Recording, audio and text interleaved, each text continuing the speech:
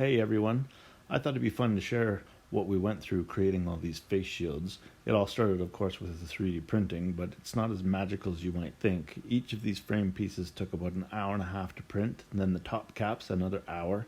So that's 2.5 hours of 3D printing per face shield times 240 face shields. That's 600 hours of 3D printing time. That's crazy.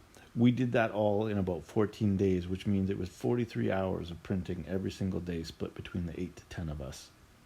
After the printing was done, we had to take the polycarbonate sheet, coil it up into a size that would fit in the oven, heat it so that it would set that curve in, and then dig out the adhesive and start gluing all of those shield pieces into the frame tops.